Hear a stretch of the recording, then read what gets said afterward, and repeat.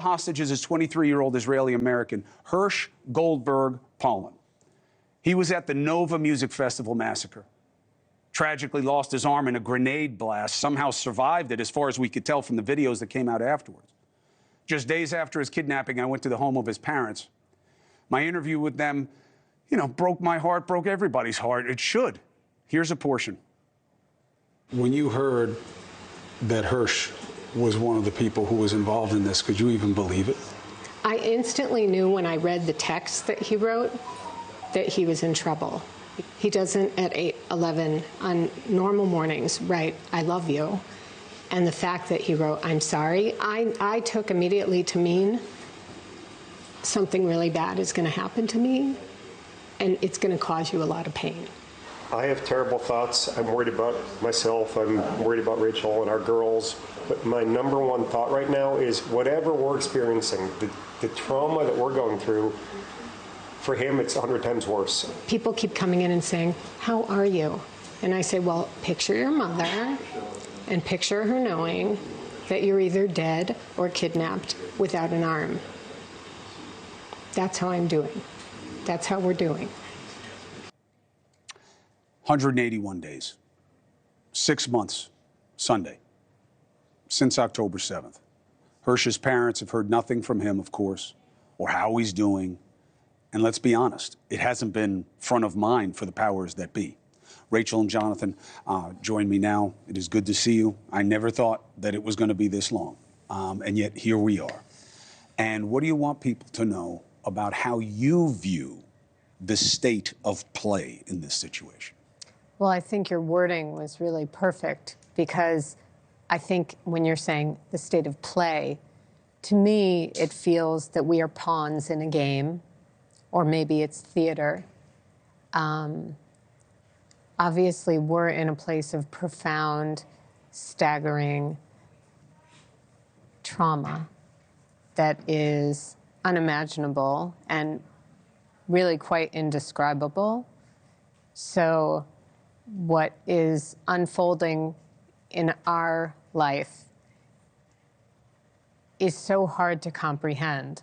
And I do think a lot of what you were saying in your introduction rings very true and authentic to us. Well, look, John, as you know, a lot of it is an advocacy for your position, because, forgive the word, but as stakeholders go in this situation, this was supposed to be the paramount thing, and always has been for Israel before then. I mean, we all know the history of how far Israel has gone, whether you want to talk about Entebbe or anything, to get back one handful of people, let alone this.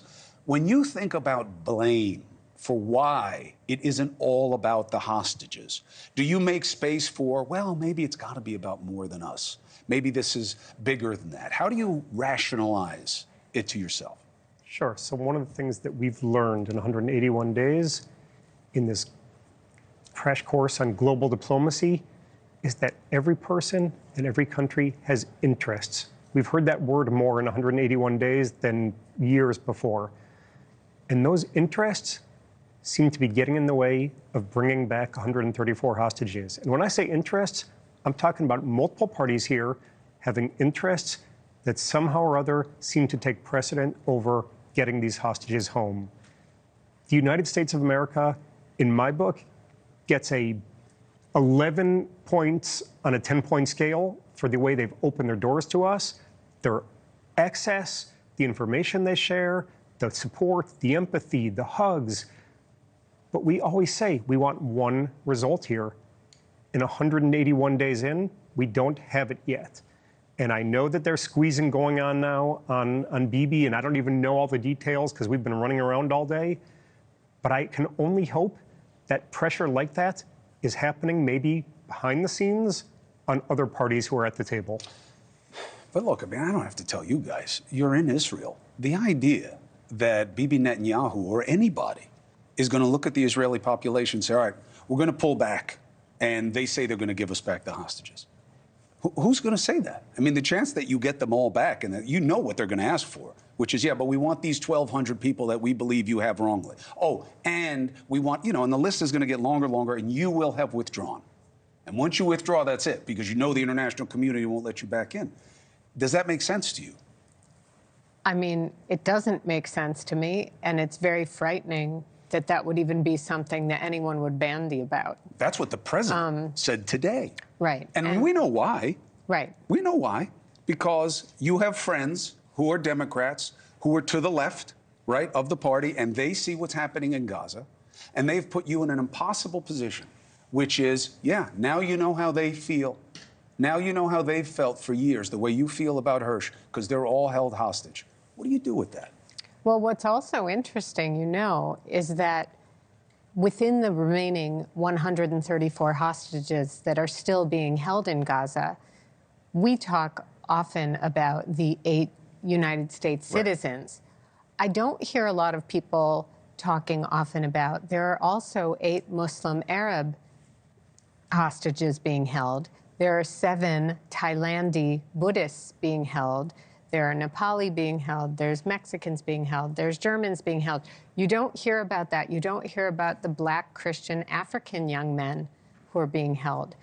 You only hear this number 134, and we don't define who those people are.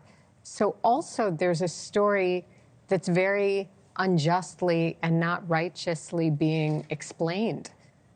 So there's that element as well. But I think it's, when you ask, obviously, a parent, and so we are not seeing things objectively. We are purely acting out of innate primal instinct. Of course. We want our child back. We want our only son back.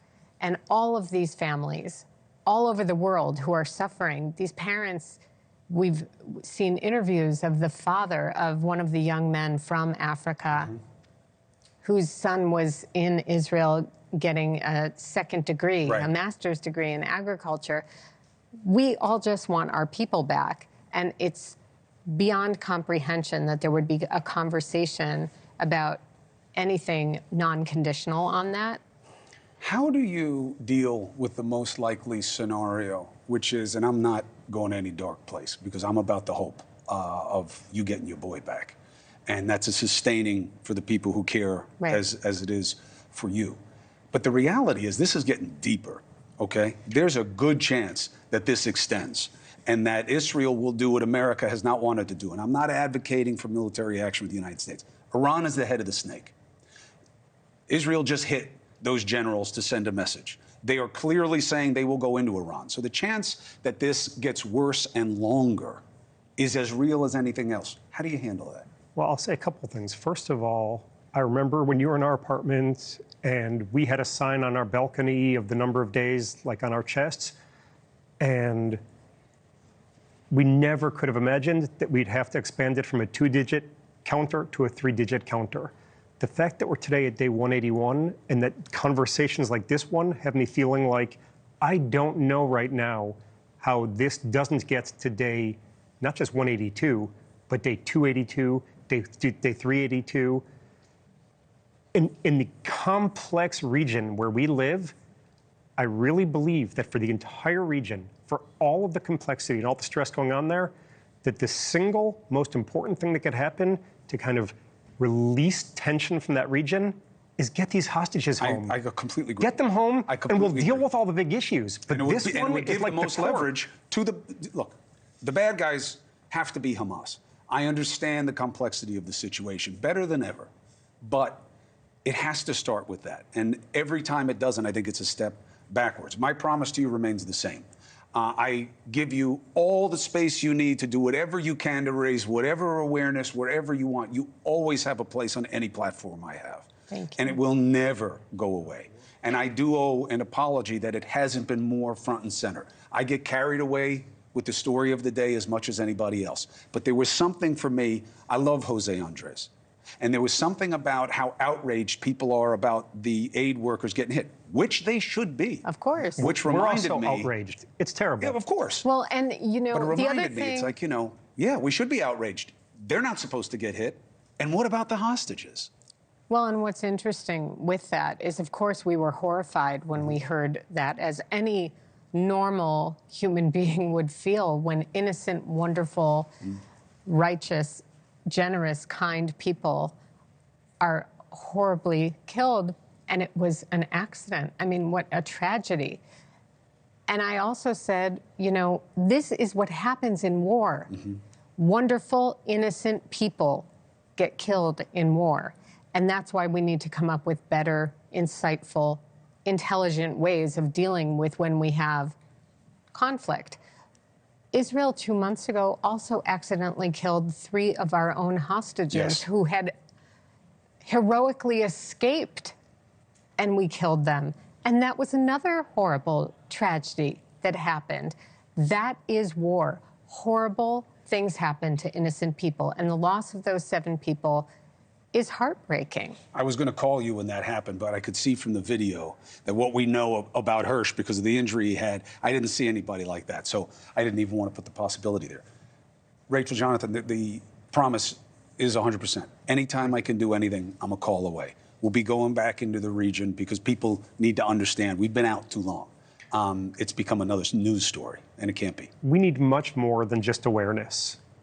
But awareness matters. It's what makes people then take the next step, which is action. And we wake up every day thinking, today's going to be the day that the news cycles and the congressional cycles just move on from this story. So if you could at least help us keep the story alive, so that we could then go on top of the awareness and drive action, it's so important. So thank you. I'll do it. Thank you for spending time with me. I look forward to a better day, and I know you do as Forward well. to being here with Hersh next time. That would make my life. That would give hope for so much that is needed. And Hope is mandatory. That's what we say every morning when we wake up. Done. And I look forward to it. And until then, I'm a call away. Thank you. Thank you for being with us.